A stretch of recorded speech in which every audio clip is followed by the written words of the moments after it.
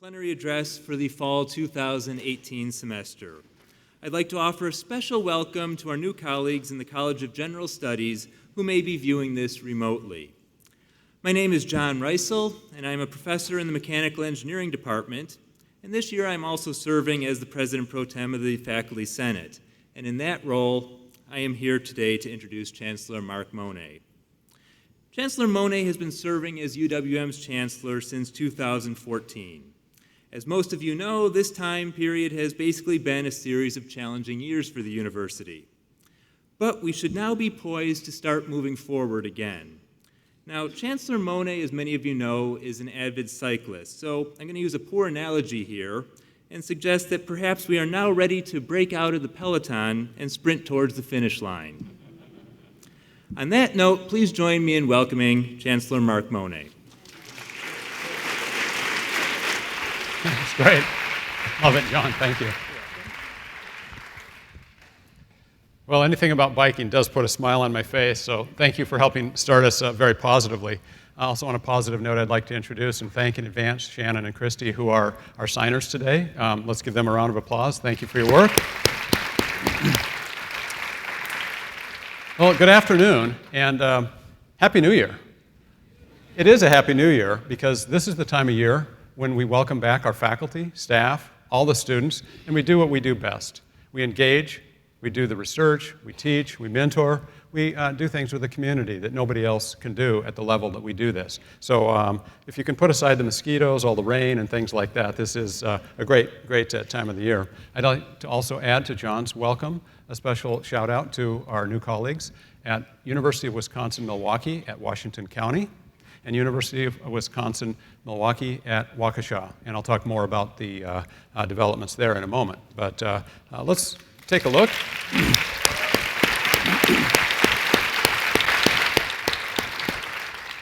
Let's take a look at the structure and we'll talk a little bit about the framework for this afternoon.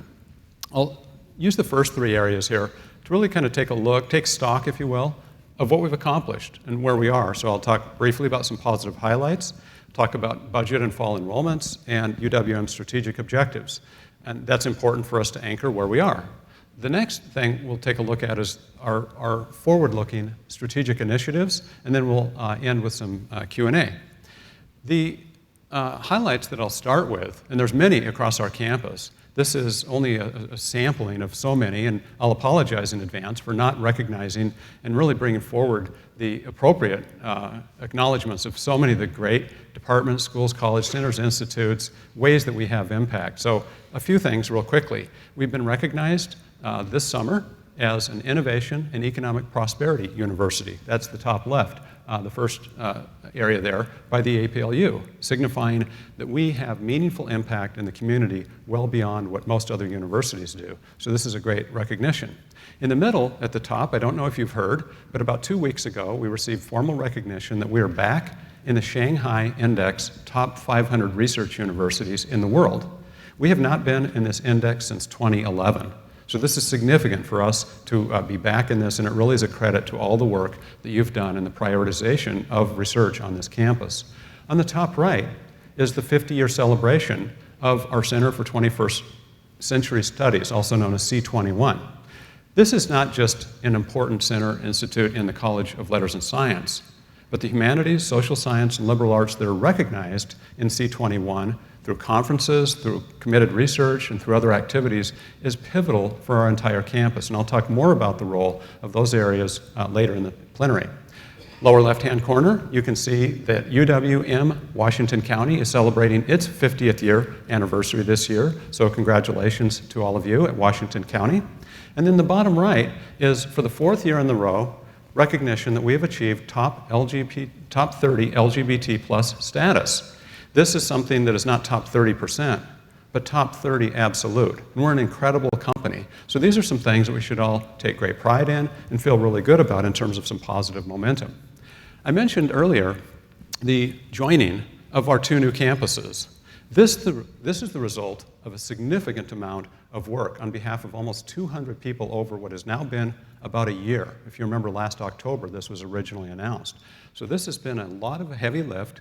July 1st, it became official, and you can see the new signage, and this is temporary for now.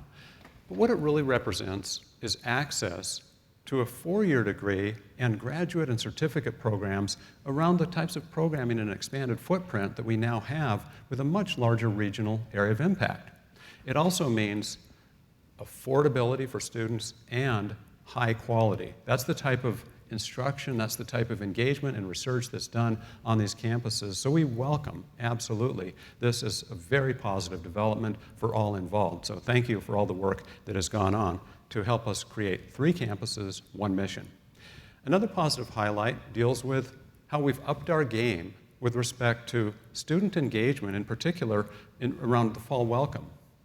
Fall welcome is important because it really helps establish the bonding.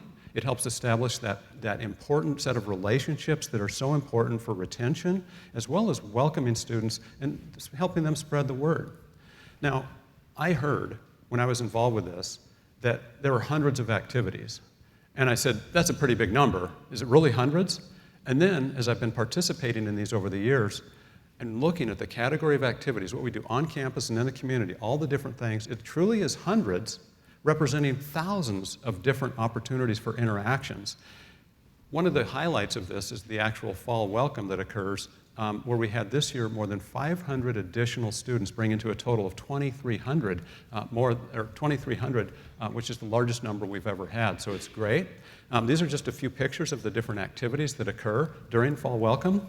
You can see the camera was busy. You might find a picture of me, and I'm not going to tell you which one it is, but I can tell you that I can sink a battleship in that Klachi pool faster than anybody. Unfortunately, usually the one that I'm sitting in, so that's not good. But you won't find my picture at the concert where we had Panther Fest. We had 10,000 participants. I was with a donor that weekend, but it was well attended and just again another highlight. But a lot of great activities that go on here.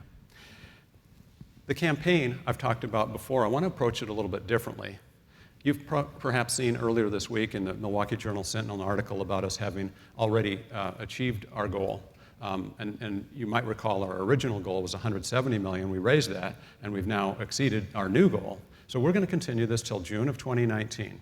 We will continue, and we anticipate a substantial gain beyond where we are today. But I'd like to highlight a few things. I'll first recognize something that's not even up there.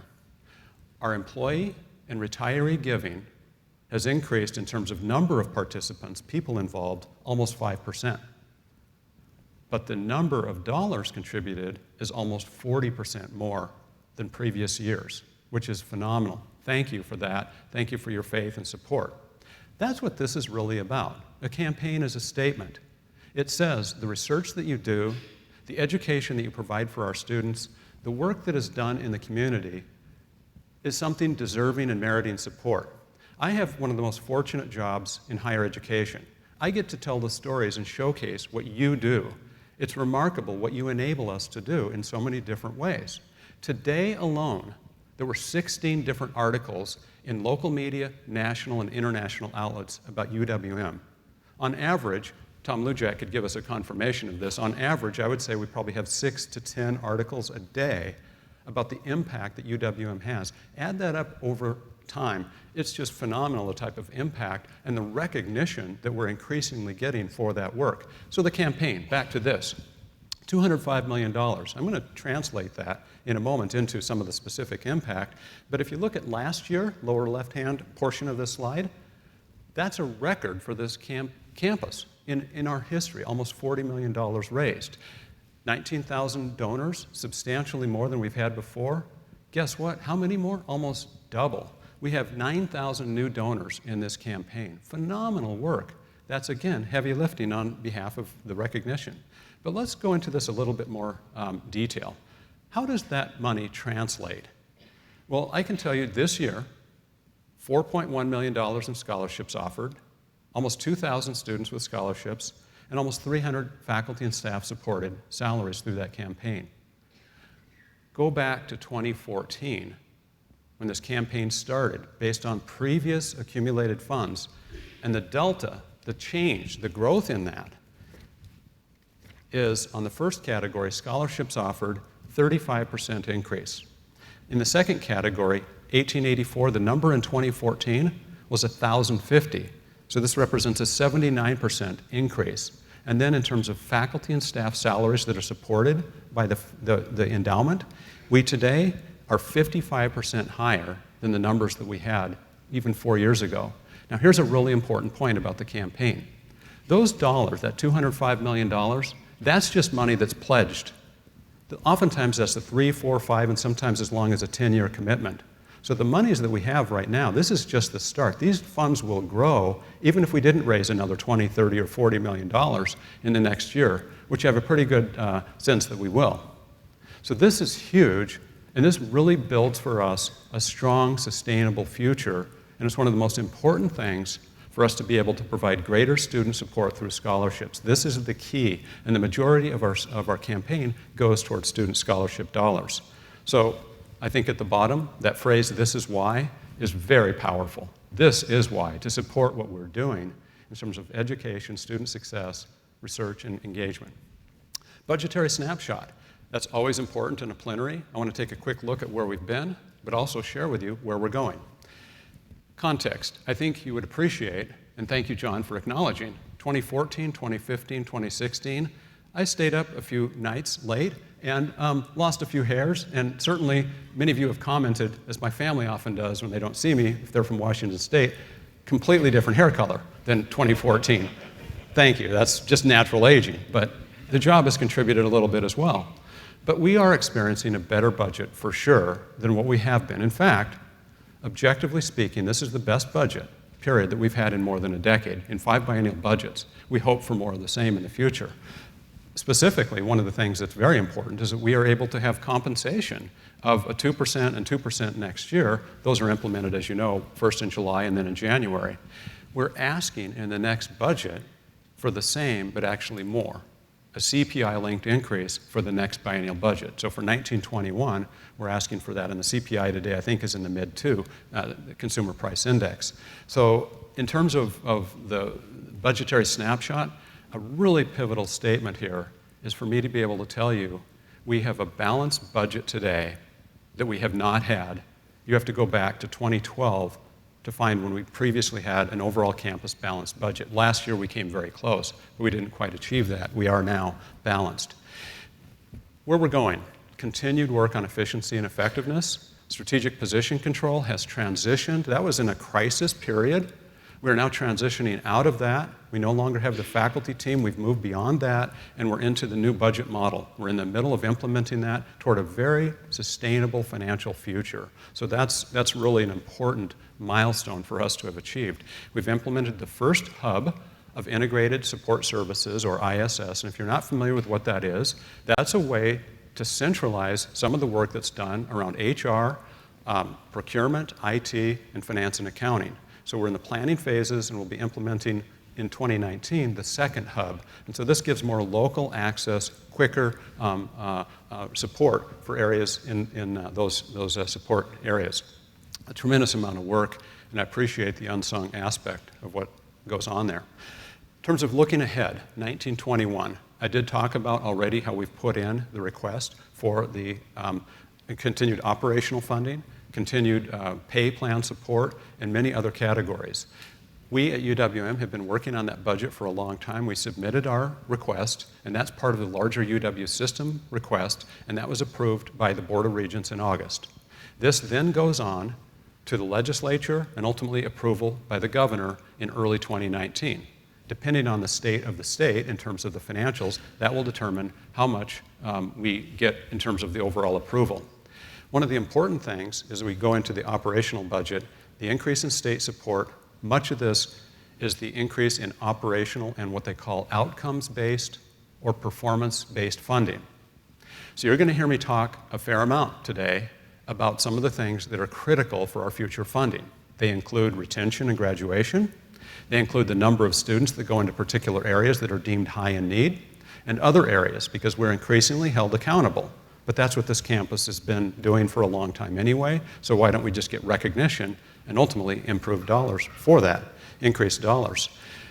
Enrollment challenges face us all. I'm going to talk about our specific enrollments in a moment on the next slide, but I want to tell you demographically, we're challenged in the Midwest. If you look at the regions across the country, if you broke them into 4, the Northeast is the most challenged demographically in terms of high school enrollments turning into college. Second is the Midwest in terms of order of severity. It gets better when you go west, and particularly strong when you go south. I joke sometimes if we had UW Dallas or UW Houston, our enrollment issues would be over. We'd be fine. But how we can access them is actually through online programs. I don't know if you know this or not, but UW-Milwaukee has 10,000 students online, which is the leader in the state, public or private, 2 or 4 year. The next closest is UW-Madison with about 6,500 students online. I don't take any comfort in that because other campuses are making significant investments, recognizing technology and distance education is a huge part of the future, and they're making massive, massive changes to their educational platforms to really take advantage of those larger opportunities because of the enrollment challenges. So we have demographics on the one hand, but there's also another major factor that is causing a lot of people pause about higher education today, and it deals with the cost of college. You might have seen a recent article, the last issue of The Atlantic, and it had an article titled, it was along the lines of the price of college. Let me get the exact title so you can apologize here. Can you tell I'm going notes free today? Hope that's okay. It's going to be a little more stories. I'm going to try to keep it tight and focused. But the article is titled, Why is College in America So Expensive? The outrageous price of a U.S. degree is unique in the world. And what the article talks about is how there's so many peripheral additions in colleges today, and it really breaks it down and comes to the conclusion that college students are paying oftentimes a lot for things that are not related to classroom educational activities. Now, as a research university, we ought to be very concerned about that type of challenge because we, in fact, devote a lot of resources to maintaining and building on our R1 status. That's really important and one of the foundational issues at UW-Milwaukee. But it does raise this question, and you can see this in terms of the state's support, and I say states, plural, across the country. This is just this ongoing trend, and if you look at this and read books like Public No More, chronicling how public support for higher education has been declining for the last at least 15 years, if not longer, in a fairly dramatic way, decades actually in truth. So this is what we're up against and why it's so important for us to look at what is our future and where are we at and what is our role, what are we doing and what can we do more with respect to enrollment. Clearly, this next point about finding alternative revenue streams is vitally important. On the capital budget side, I hinted at this earlier. We have a very favorable budget right now, the 17-19 capital budget. For 19-21, we have received early approval across the UW system for a capital budget that includes a lot of different things for each of the campuses.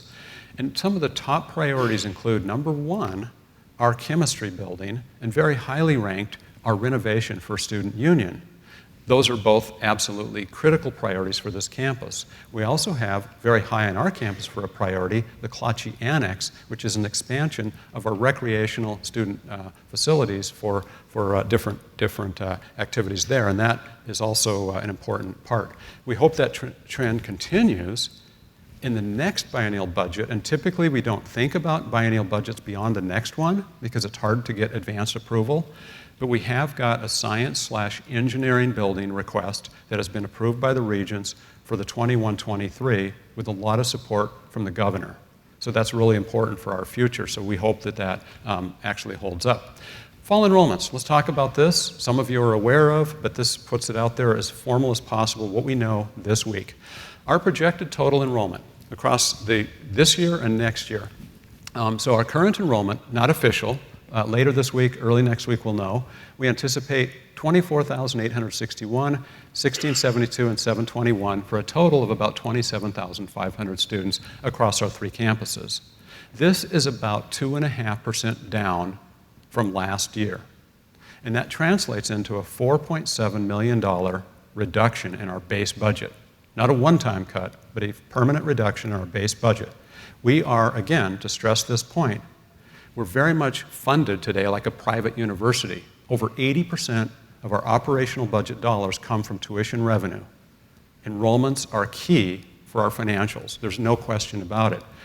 The good news is that because of the operational funding from the system, we can offset that. So I don't anticipate us being out of balance for our budget this year. We've got that additional funding. And that's what I meant by this being a healthier budget than what we've historically had. Next year, we anticipate about a 1.5% decline. And yes, enrollment is open for next year. We've got our first students admitted. I mean, the minute it closes for this year, the next day, we're looking at the next year. So we're in that mode right now, so put the word out. So again, there's a lot of unknowns. It's far away, but we think that with the work that we've got underway, the work of CMAT, the work that's happening in schools and colleges, we've got good momentum there. If we look at the question of, okay, so that's the enrollment, that's the financial impact of that. There's a really important question that I think we all ought to be concerned with, and especially the answer. Who are our students? Where do they come from? What determines whether those students come back and continue? The issue of retention and the issue of continuing on. And I'm sharing with you something that we haven't shared before simply because there's some misconceptions about this that I think it's really important to clarify.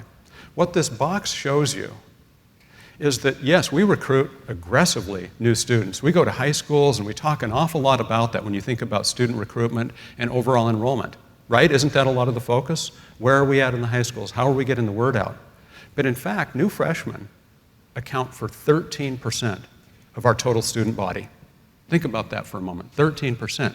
New graduate students are another 7%, and that's how you get to the total, well, 6%. So that's how you get to the new student of 19%. And then transfer and reentry. So some of those reentering students are students who actually would be continuing. There's just a lag. They stepped out for some time.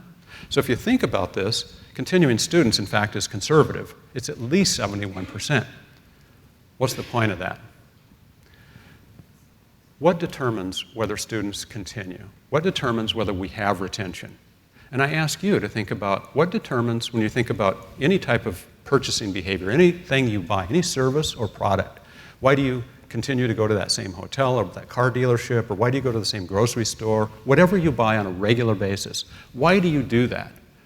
There's a lot of different reasons, and in the academic world, we know two big determinants are academic success in the past and financial wherewithal, clearly. But I'm talking about for those students who choose to continue, so you can take aside the academic and the financials. For those who say, yes, I'm going, but I'm not sure I'm going to UWM, or I'm going to go to another university. Why would somebody come back to any particular university? I would submit there's three big categories. Number one, the quality of the education. The quality of the education that's provided in classrooms and labs and mentoring and all those interactions that we have with students. A second is there, for the money that I pay, is there value? That value, call it a proposition, call it an equation, that cognitive calculus that's done. Is it worth it? I think we're the best bargain in the country, if not the world. Honestly, I helped my son go through. He put himself through a lot. I'm telling you as a parent, I've seen the results. Having interacted with thousands and thousands of our alumni over the years, I absolutely couldn't be more convinced. But that's the question the student makes. It's an answer the student determines. And the third category is the instrumentality. That is where I'm going with this educational degree instrumental to where I want to go? Is it going to get me wherever I want to go? And there's a lot of different answers. On to grad school, on to a place in life that I feel good about, or it's a job, or whatever it happens to be. Who determines the answers then to those questions? The students do, but what influences that? The answer to those questions is in this room and on this campus. It's you. And it's not just in the classrooms. It's every interaction as an advisor. It's what a custodian does when somebody's lost. And I'll tell you a funny story. There was a student, and I was going to pull the facts out and get all the details. I'm pulling this out of the memory banks, which is a little suspect. So let me just tell you the gist of it. There was a student late in the spring, early in the summer, who lost her wallet. And she was distraught, as you would be. And she feared that it somehow got put in a garbage. It fell into the garbage. And this was, I believe, in Indris Hall. One of our janitors, and I'm going to get the name and I'll put this on my website as part of the presentation here, I'll put a highlight on this. One of our janitors, in the rain, I'm just breaking up, so powerful, she put on a plastic bag. She jumped into this dumpster. She went through every bag and found that wallet. This is commitment. This is incredible. This is the kind of service that we give. It's just an amazing story. I wish I had this gal's name. Helene, you might be able to find this while I'm talking about it. So it's really cool, and it's just the commitment that happens every day at UWM, thousands of times over. So we influence that. We absolutely influence that.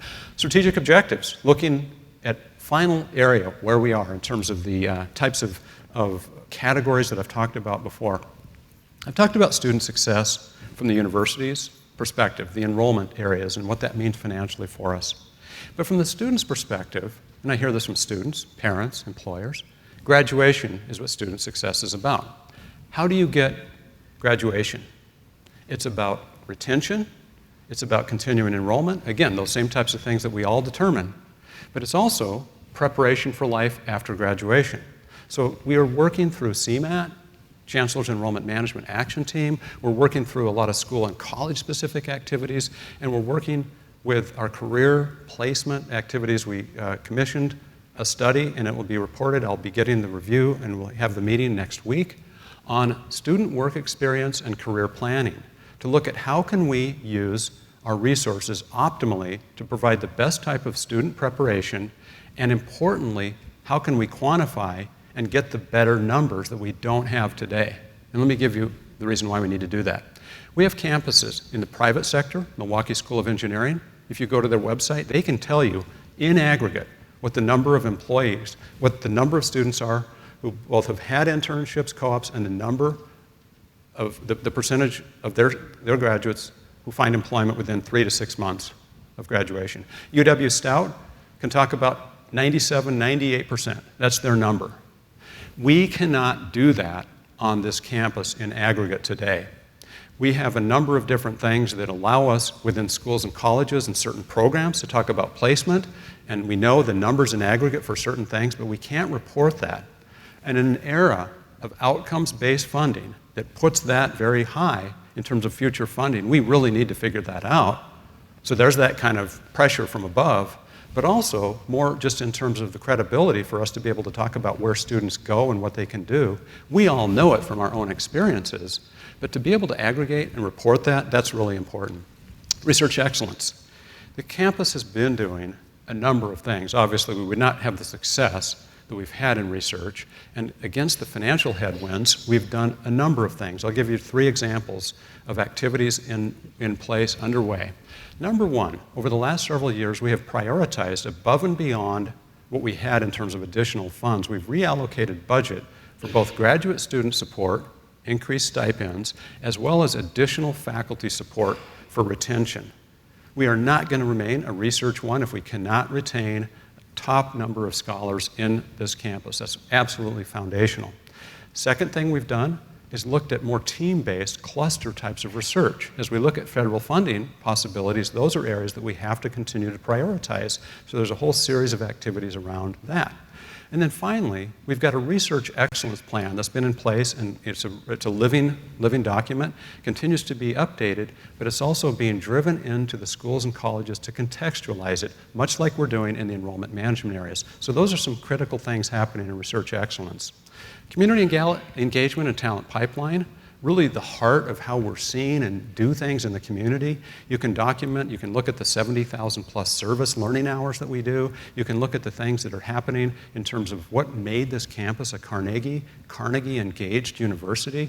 It's really powerful, the types of things that we do, the work in SAJAC, the social entrepreneurship, justice, economic consortium, those types of activities that really help us. Think about all the centers and institutes across our campus that engage, that have programs every night, every day on the campus somewhere there's things going on. But then there's another category. And when we really think about these large external partnerships, those have been growing and they represent things that are critical to our future for a few reasons, and let me talk about those.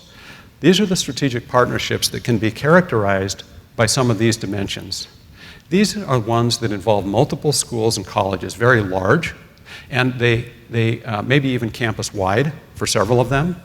They're student-centric in the sense that they have in mind, how do students develop additional skills, things that make them more, whether it's developed or employable or advanced in whatever particular areas. But I want to recognize the important quality of all our students and what I think we all need to not only take pride in, but think about how do we more significantly brand this and use this from a, if you will, a marketing or an external signature type of theme. And what I'm talking about is what every student is required to have exposure to on our campus around humanities, social sciences, liberal arts, which lead to what? Which lead to lifelong learning skills, creative thinking, questioning, the ability to write, the ability to look at the world in a fundamentally provocative way that helps create lifelong perspectives that you don't get if we're just vocational, if we're just aiming people at a particular job today. There are so many jobs, as Jonas Priesing, the CEO of Manpower, likes to say, 2/3 of the students entering kindergarten today will have jobs by the time they graduate that don't even exist. But it's happening much more rapidly than that. That's a long runway. That's 15 to 20 years. I'm talking about right now what employers say is they need upskilling, they need new skills, and they especially want students who can think in very, very different ways than what you might be trained for only today. So this is the student centricity. They don't want to focus on those two different aspects. Innovative revenue streams, are we interested in that? Absolutely. I think if you follow the trend lines, this is our future. And then bold thinking, big new ideas, where there happens to be support for this. One of the things that's received a lot of attention globally, especially in this country, but there continues to be a lot of attention focused on this particular area, is an announcement this summer of a partnership with Northwestern Mutual, Marquette University, and UWM.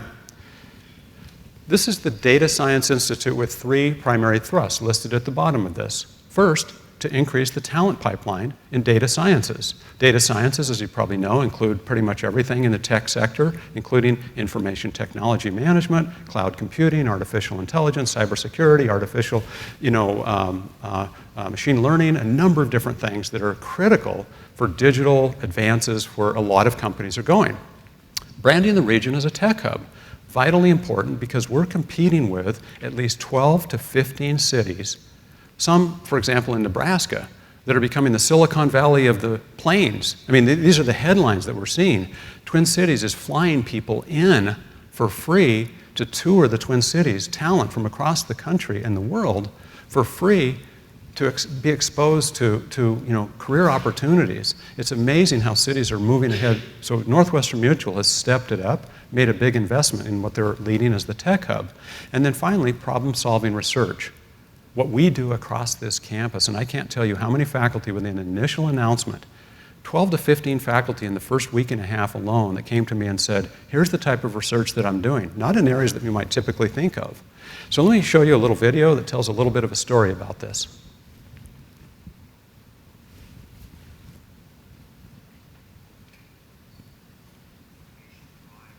Uh-oh, audio. You can practice this 4 times and it's perfect, but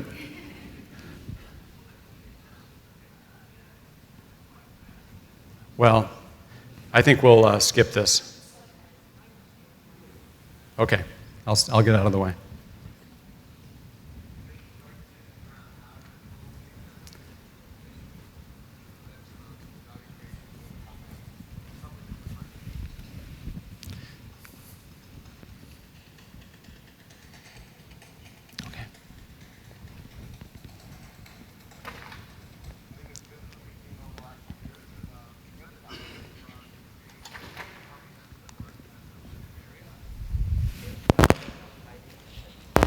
Fields. Once we have the center, faculty members, students will benefit from this.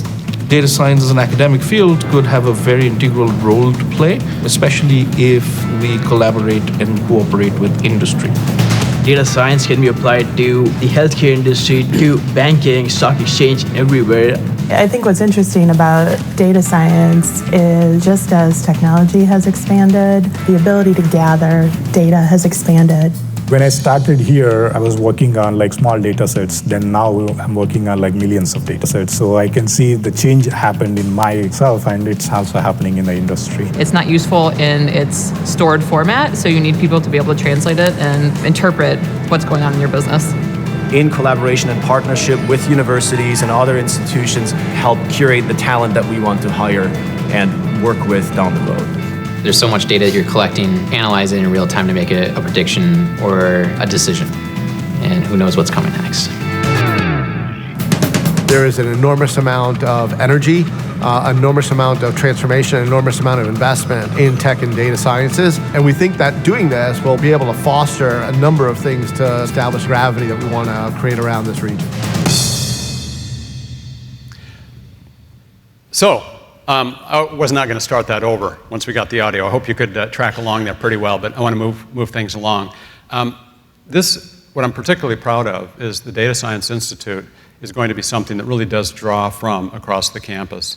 I think you can appreciate there were 5 individuals in there that were UWM faculty, graduate students, or alum. So Dan Furman, for example, is a PhD from UWM who's high-level data scientist there. We've had people from our political science department, PhD, data science at Northwestern Mutual, a number of other areas that are critical for the work, and it really is campus-wide, so it's powerful. Parush Papatla, professor, associate dean in the college Lubar School of Business. He's our initial executive co-chair of this work. There's a co-chair from Marquette.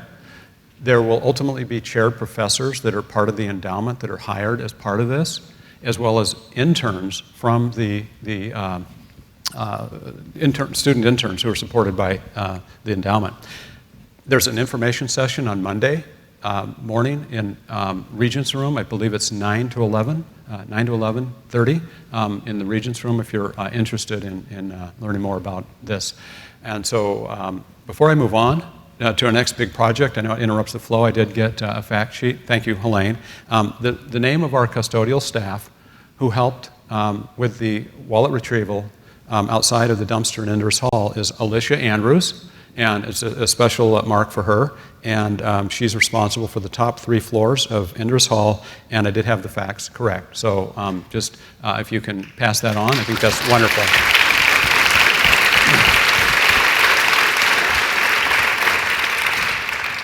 With her supervisor, I'll be giving her a special recognition, and I do this several times a year when I hear about features like this. These are, if you will, the heroes of our campus, and there's so many of you that do these types of things regularly, so I very much appreciate hearing about these great moments of truth, if you will.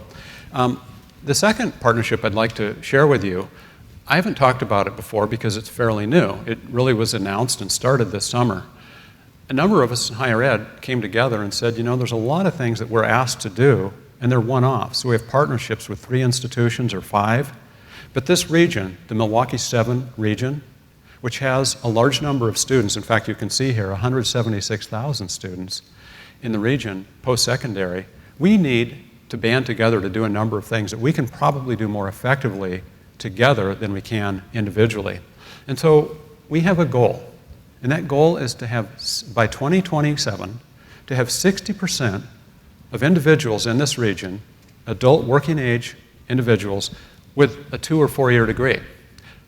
You may know that we're right now lagging the nation with the low 30s of that number right now. We want to get at least to the average in the next year or 2, and of course this doesn't change dramatically in a year or 2, but we want this to be much higher because it will help with respect to the opportunities for our students. It will help with the strength economically of this region. It will help open doors by retaining and attracting companies and providing even more opportunities. So it's a flywheel. There's 3 major areas. Foundationally, on the top left, in the Panther gold here, increased educational attainment. We need to move the graduation rate, the 6-year graduation rate that for most academic institutions is in the low 70s. We need to get that much higher. We need to retain the students to be able to do that.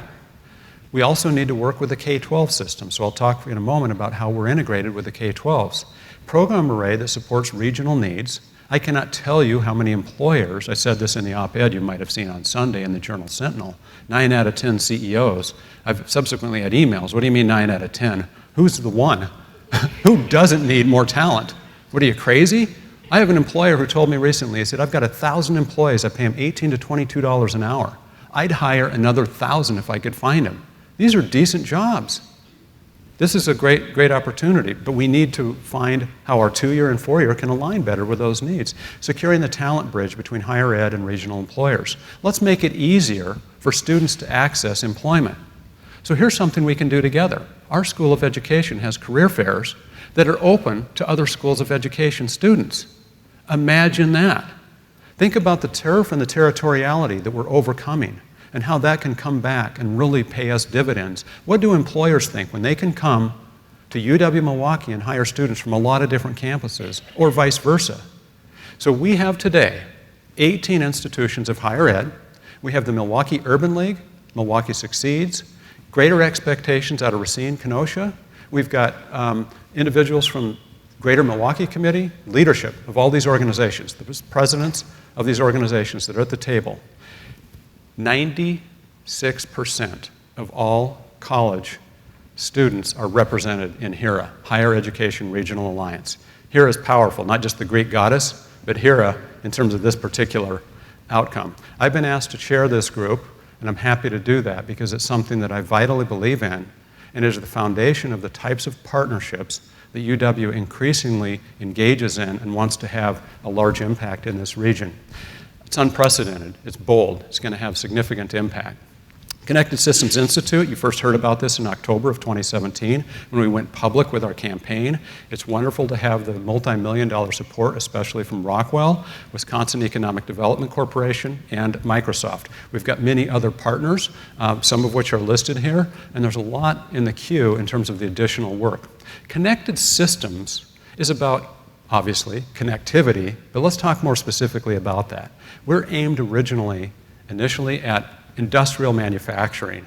So think about the smart manufacturing and think about how so much work is done on a way today that is controlled and managed by information in the cloud and a lot of information that is not at the shop floor, but really provides a lot of solutions and answers for us to be able to manage the smart cars, the smart houses, the smart anything. It's all through sensors and the connectivity, the grid, all the work behind that. We have expertise, and a lot of industry is interested in how all our students that graduate have better skill sets in that area so they don't have to spend years getting them up to speed on what connectivity means. So that's really what we're doing, is helping with students, getting them advanced skills in those areas. As well, there's research, and then there's what we call test beds. And the facilities that you'll see in the east wing of the Goldemeyer Library is where we'll have actually some of the test beds around connectivity, so companies can come in and simulate, whether it's a manufacturing line or a brewery, or ultimately when we look at this for retail and healthcare types of applications, where you can simulate at a low cost a very highly complicated environment. So a lot of positive direction there. Lubar Entrepreneurship Center, not to go back in history, but this was one of the original large external projects. Today, we have received $25 million in support for the Lubar Entrepreneurship Center. The initial gift from the Lubars of $10 million. We've raised an additional $5 million, so we've got a substantial endowment that generates $600,000 a year for operational funding. We received $10 million for the building from the state. So we have something that represents an important model of sustainability. There's no dependency on the state budget. This is completely on its own, and it really represents a good way for us to move ahead. It's a differentiator for UWM because it's a differentiator for the region in terms of sparking greater innovation, entrepreneurship, which this region dramatically needs. All those large established companies, what used to be Allen Bradley, today Rockwell, what used to be, well, is today Harley-Davidson, Miller Brewing, today Miller SAB, those all started in garages. Those all started in very small name types of areas. So how we spawn that is really the future for employment, and it's a great opportunity for the majority of students who want to be entrepreneurial today, and it cuts across every school and college at UWM. The building is coming along. It'll have the Welcome Center. Take a look. We've had our first several donor tours of this building, and you've seen it on the corner of Kenwood and Maryland coming on strong. It'll be open in spring of 2019. M-Cubed, if you're new to UW-Milwaukee, I want to mention what M-Cubed stands for. Most of you are probably tired of me talking about M-Cubed. I'm sorry, but you're going to hear a lot more about it. It stands for Milwaukee Public Schools, Milwaukee Area Technical College, and UWM working exponentially together to grow and strengthen the talent pipeline, the graduates that are coming out of K-12 into MATC or MPS or having options elsewhere in 2- and 4-year academic opportunities. Yes, it strengthens the talent pipeline, but it opens doors for individuals whose lives will forever be changed. We had 1,000 MPS students on our campus this spring. They, for the first time, for many of them, came to a college campus. They were interviewing for positions with 64 different employers that we organized. We had faculty and staff from across our institutions that helped mentor them, helped them with resume development and cover letters. You should have seen these young men and women. It was so powerful. They would travel around in small packs. Nobody wants to be alone in this kind of circumstance. If you're 17 or 18 years old, you're traveling in packs.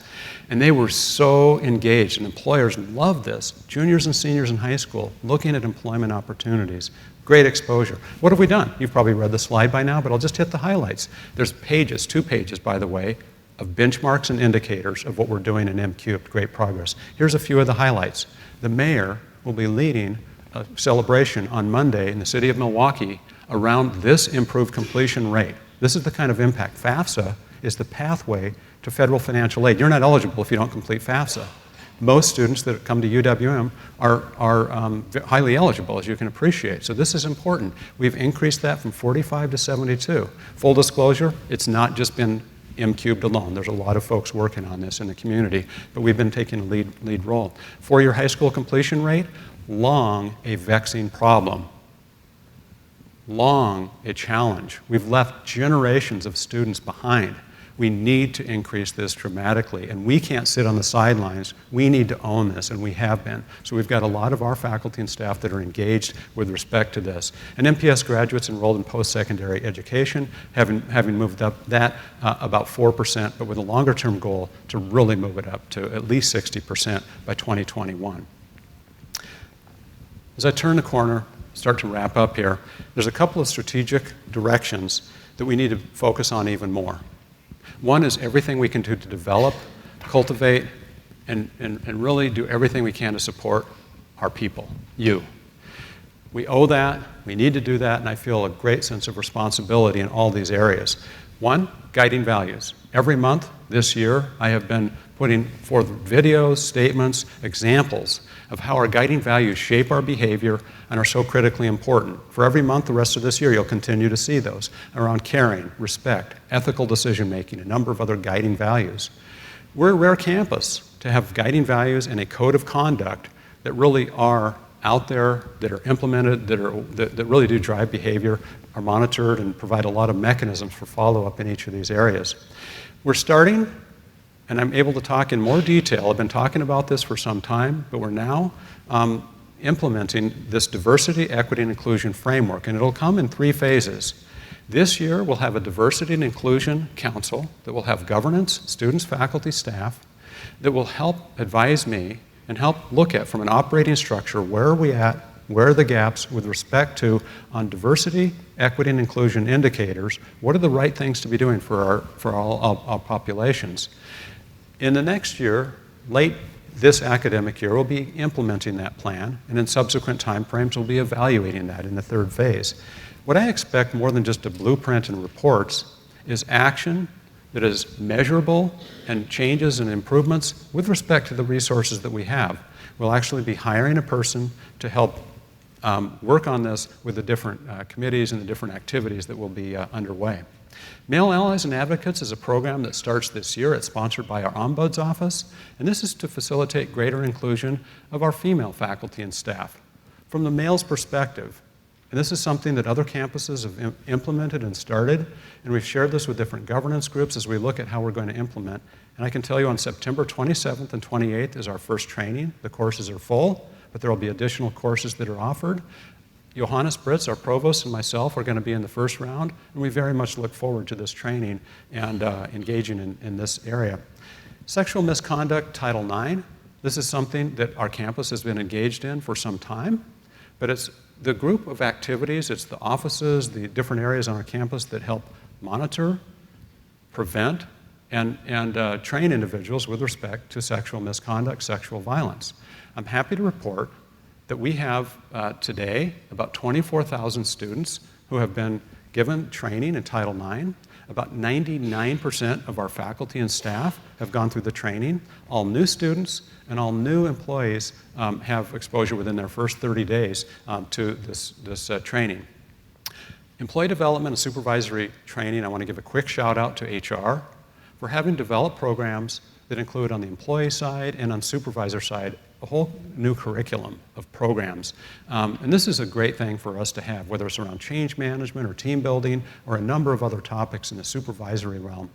New supervisors are required today to have this type of training, and I'd encourage everybody, if you're in a supervisory role, to engage in this. Branding, UWM brand. How many of you have been to the airport or train station recently and seen some of the impact? What do you think? Isn't that neat? It's just so powerful. 8 million people a year go through Mitchell Airport. 1.3 million people a year go through the intermodal station. 2.5 million attend a Miller Park game, and we get a lot of TV exposure from those, and we've also got signage. With a lean budget, we're really upping the impact of where we're at in terms of exposure. Let me share with you, just if you haven't seen this, let me share with you a few seconds of kind of a walk around through the airport.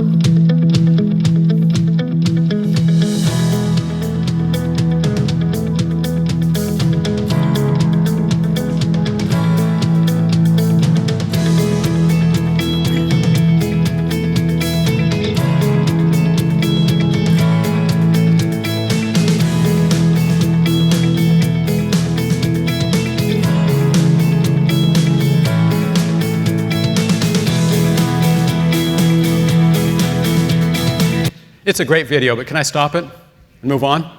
You get the idea, okay? Sorry, there's no words, there's no narration. I want to move it ahead just in the interest of time. And I'll put this on my website, so if you want to see more of it, there's a couple of different videos. But there's no plot line. I'm sorry. ADHD strikes me again. A new name. I want to tell you, whoops, before I jump into this next one, let me be more focused. Let's talk specifically about some of the branding activities underway relative to our new campuses. A new name opens a world of possibilities. UW-Milwaukee is proud to welcome the 2-year UW campuses in Waukesha and Washington County into the UWM family. The things you love won't change. Small classes, close relationships with professors, and affordable tuition. And as your new partner, UWM brings the resources of a world-class research university to your communities. 3 campuses, 1 great university. UWM now at Waukesha and Washington County. So this is, flipping ahead, this is just one example. We're doing a number of different commercials, a number of different placement types of things, a number of different campaigns surrounding our new structure. I'm on the Waukesha County Business Alliance. I was at a meeting yesterday, so I'm involved, and there's a number of us who do different things in terms of different engagements, different types of activities with employers, with other educational institutions, a lot of new partnerships in a geographical area. We've got the miles to prove it in terms of the different activities that are underway. More broadly, with respect to the UWM brand, I think you would have to agree, based on just the reactions and the interactions that we have in the community, our brand, our image is on a positive swing. There's a lot of feedback that I get around a number of different activities, whether it's from alumni, whether it's from leading organizations, whether it's from a lot of different educational groups and others about the momentum that we have. I give you tremendous credit for that because it's your work that is being reflected in this important area of visibility, brand image, that leads to more students wanting to be here, for more support for those students, for us to have more open doors in terms of research partnerships, and us being the place to go. I also want to talk about the role we each have in this. In terms of as individuals, we have over 4,000 employees full-time at UWM. We have over 4,000 part-time student employees. And if you think about the multiplicative power, all those interactions that we have with our family, with our friends, with our neighbors, those are all positive areas of impact. I can tell you about an interesting ambassador who identified herself on Tuesday night. I was at the grocery store. And a gal approaches me, coming down the aisle, and she says, "You're the chancellor at UWM." I said, "Yes." She said, "I'm Jessie. And I have to tell you what a great experience I had at UWM. I graduated, and I'm now working in a lab there. But I could have gone to Madison, I could have gone to UWM." And by the way, she said, I want to be, you know, just, I'll be your ambassador. I just want to, you know, so she's okay with me telling the story. She said, "I could have gone to either campus, but I came to UWM and I experienced an undergraduate program in the summer, and I was sold. I got involved with the Honors College, and I worked in this lab, and I did this with this professor." And she talked about the staff and the undergraduate research as some of the greatest experiences, greatest people. And she says, "I'm at the airport now. I'm on your poster." And that, right as soon as I wanted you to see that. She is in there. And I hope many of you are saying, "Why am I not up there?" Because you all can be there. But this is a really cool story, because guess how many people in those aisles heard her? She was apologizing a couple of times. She said, I hate to monopolize all your time. I said, you know, bring it. Tell me more. But it was so powerful to have that type of experience. And here's somebody who's like you, who knows what we do and the impact that we have. And this is just what I mean by the brand ambassadors, and it's in such an important best interest for all of us to continue to reinforce that. We're not perfect. I could tell you a number of the challenges, the types of things that come to you, that come to me. We know we have room for improvement. I'm not about to say that we can't be better. But man, oh man, the progress that we've made and the role that we're on, I just so pleased with it. As I look ahead, share on a few things with you. There's some debates that we've had. Talk about brand visibility and image. A lot of the recognition that we get for being the place to have these high-profile debates is great. Tammy Baldwin, Leah Vukmir will be here in a few weeks, October 8th. I think this one is going to be in the Peck School of the Arts Main Stage Theater. And then Tony Evers and Scott Walker will be right here on October 26th. I think you can anticipate a lot of energy, if you know what I mean, around these types of events. So be prepared for that. Plan your schedules accordingly. Think about that a little bit. Alumni Awards, this is a highlight of the year. 23 individuals who've gone on to do things. Every year we have this, and I just continue to be blown away by the incredible accomplishments on our campus. The Panther Prowl, for those of you who want to walk, run, bring your dogs, cats, friends, kids, it's a great fundraiser for scholarships for our students. It's raised a substantial amount over the years, and we love to continue to build that. Homecoming, we moved it back this year to coincide with the first men's basketball game. We're playing North Dakota. This is something that is wonderful to be able to do, a lot of energy. Speaking of athletics, how about our women's soccer team, 7-1? Let's hear it for them. Is this cool? This is great. They're really good. I encourage you to catch a game. Classroom safety training. Boy, I have to tell you, you don't want to even look at the news today, if you know what I mean, in terms of the importance of being aware of the issues that are going on in the workplace. 400 faculty, instructional staff have participated so far. I'd love to see 100%. I've done it myself. This is really important training. It's really necessary because there's a whole continuum of behaviors, and it's important when we talk about unruly or disruptive classroom behavior and ultimately how that can lead to violence. This training covers the whole gamut. I feel a lot more comfortable, a lot more confident having participated. It's live, it's good interaction, you get a lot of Q&A, you get some real examples. It just can't be stressed enough for your safety, for all of our colleagues, students' safety. So there's 7 additional training sessions this fall, so there's a lot of flexibility in terms of when they're offered, and they're over in Sandberg Flicks. Master Chats, cool, great series. We've got 3 distinguished professors or notable alumni each semester. So you can hear about the denuclearization going on efforts and the likelihood of that occurring in North Korea. You can hear about the rebirth of Harley-Davidson, a number of other great topics throughout the next academic year. As I summarize, I'd like to share just a few final thoughts briefly here. What I've stressed, and in response to, for example, my wife's question last night, what's the theme of your talk? It is about partnerships. It is that we cannot do anything alone. So when I talk about partnerships, I think about, first of all, partnerships with students. That's really what that is. It's an important relationship, and I've talked today and tried to stress how important you are, your role in retention and helping us continue to do the great things that we do with our students. The research, which leads to increased opportunities for funding and support in so many different areas, but ultimately it comes down to the partnerships that have impact. I was looking at my bottle this morning as I was practicing this talk, and I saw one of our previous plenaries, UWM's Impact. This is the title. UWM's Impact, Progress, Partnerships, and Paths Forward. You must, the alliteration, corniness aside, I think you have to realize and look at, I'm a little redundant. I'm not apologizing, though.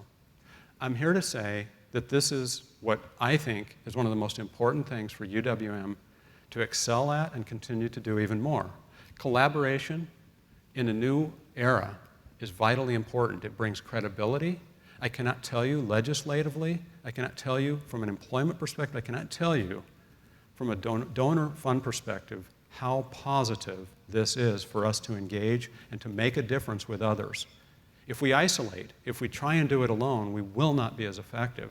So I'm all about that. I've been stressing throughout this talk your role. And I think about how we can't do anything without you.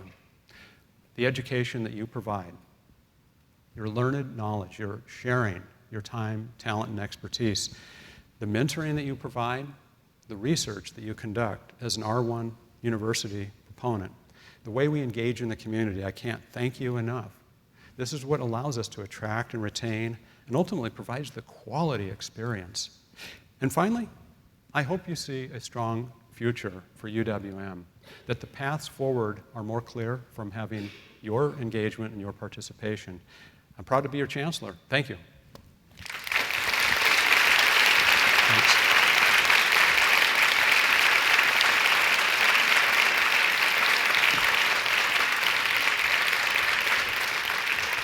Thank you.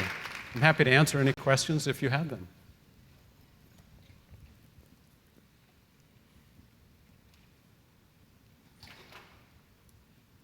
Yes. Yeah, thank you very much for that. I always like seeing the overview of where we've been and where we're going. So,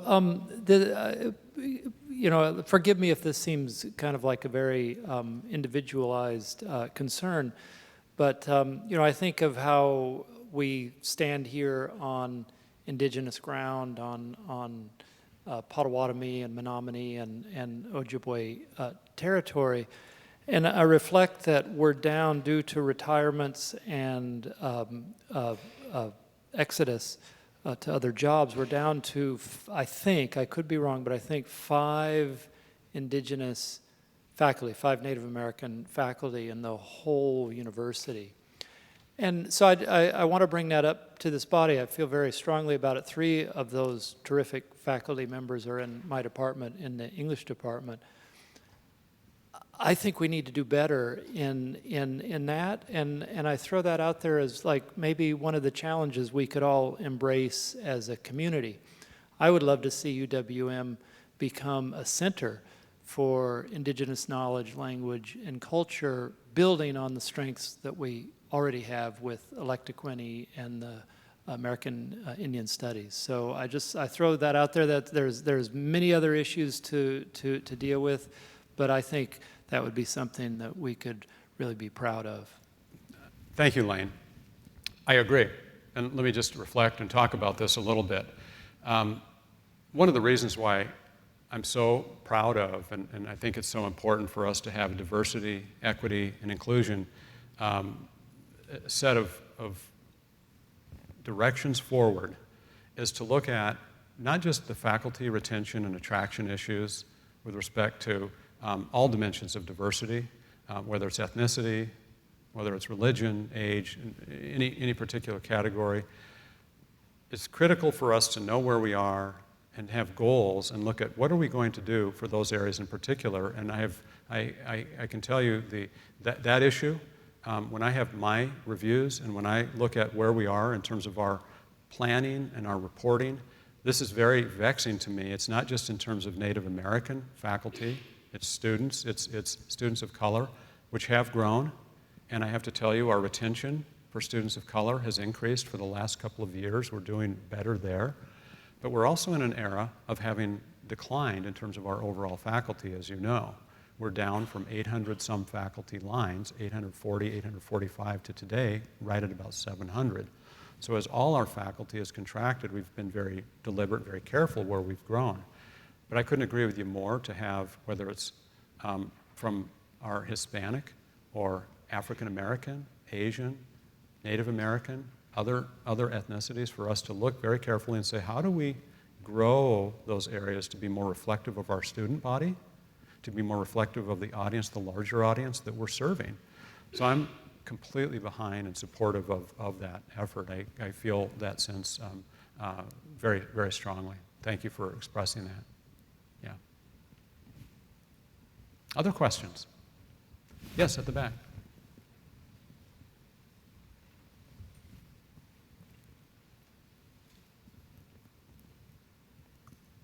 Since I reached out to you last week on this, I want to bring it up here.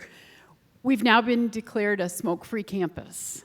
And so I'm wondering if you would talk about how the rollout for the information about that is to get out to people. I know some buildings have signage that are on them, but I walked by 2 people during the noon hours smoking in Spates Plaza and another person with an e-cigarette going by. So it's obvious that there's not good knowledge about it. So can you talk about how the rollout of all of that information is going to happen across campus? Absolutely. Thank you, Sheila. So let me start with a few things. There's really 2 different things I'd like to talk about, and then I'll ask either Robin or Kelly to give us a little bit of additional perspective in terms of the process. One, just on a personal note, if you haven't heard, we have become smoke-free. The Physical Environment Committee blessed this, passed this forward, and other groups have been consulted and brought forward along the way. This is a long time coming, and it's going to not be something that's automatic in terms of how quickly it's implemented, simply because getting the word out across 27,000 students and 4,000 full-time faculty and a lot of community members who visit our campus, that's not easy. The personal note is, both today and yesterday, I've had so many smokers that I want to give that little card to. I want to, that's part of the campaign. I need a badge, though. I'm looking for the silver. I need a silver star or something. And I want to say, and I talked with Helene as we were walking back across campus yesterday, what's the tactful way to basically say, I don't know if you've heard, but we've become a non-smoking campus. I'd appreciate it if you could not smoke here. So that's kind of my starting pitch. So I'll be doing that myself. But that's not all. Okay, so there's a lot more to it than that. I can't be everywhere at once. The passage of a policy like this does require a formal communication rollout, and I know that there's several groups that are working on this, because there's a student communication, there's faculty and staff, and that has begun, but it'll pick up steam throughout the fall. So now with more details, I'd ask Robin or Kelly. I think you're probably our best point people to start with where that conversation is at.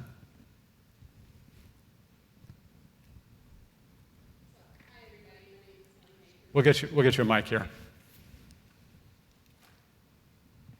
Hello, I'm Kelly Haig from Student Affairs. So Robin and I, as the leaders of the 2 divisions who will likely have the most impact both on students and staff in terms of signage, outreach, have begun some initial conversations as we've kind of learned that there are some pieces that we want to make sure that we are really thoughtful about.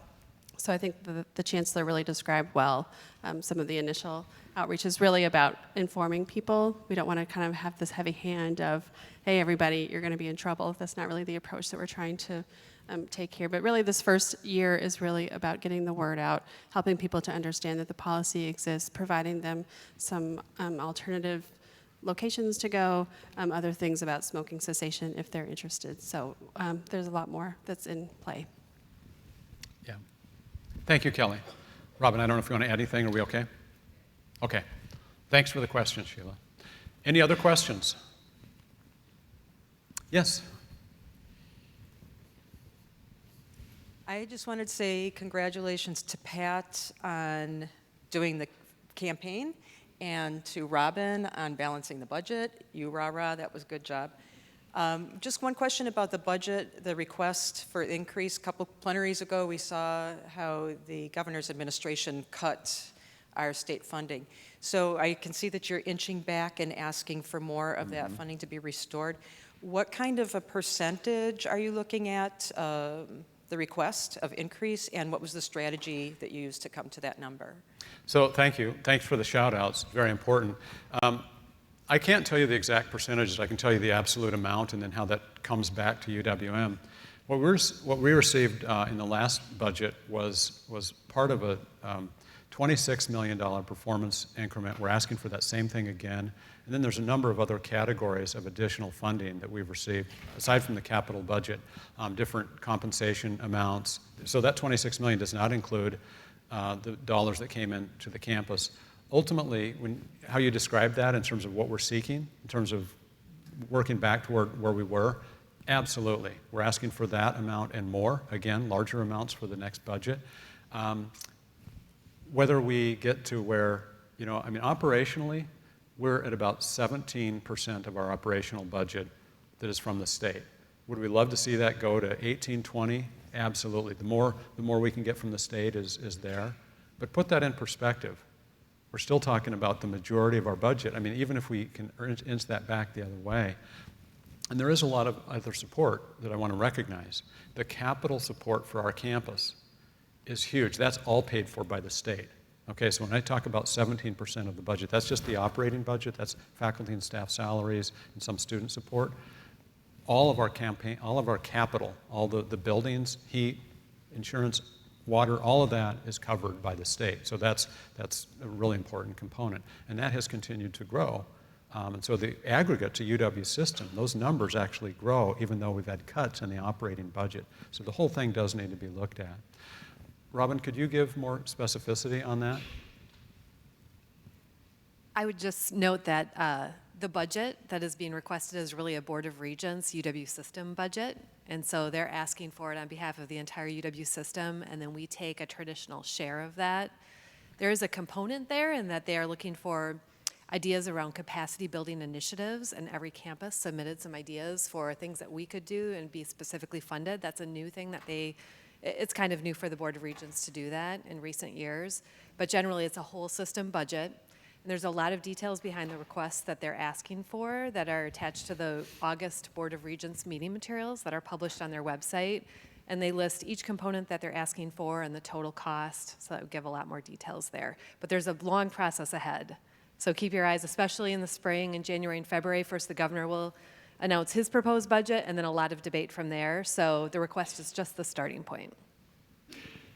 And so, Bonnie, I want to give a shout out in turn about the work you've done with our Earn, Learn, Grow program. And I have to tell you that I, unfortunately, in a presentation like this, had about 7 hours worth of material that I tried to get down to. How was I, Helene? How bad was it? 1 hour. Okay, so I tried to get it down to 45 minutes. And one of the things that had to be cut was a video that was really powerful about what we're doing through M-Cubed in terms of the urban agricultural work. And many things got cut out of this, and that was one, unfortunately, that late in the stage. But we'll try to get that on my web page so people can look at that. There's actually a couple of great videos. So thank you for that. Other questions? Chancellor, I think we're going to have to cut you off at this point. We have this faculty senate thing. Yeah. So, okay. So all right. Thank you. Thank you. Okay. For those of you interested in staying for the faculty meeting / Senate meeting, we will transition over as quickly as possible and hopefully be ready to start in 10 minutes.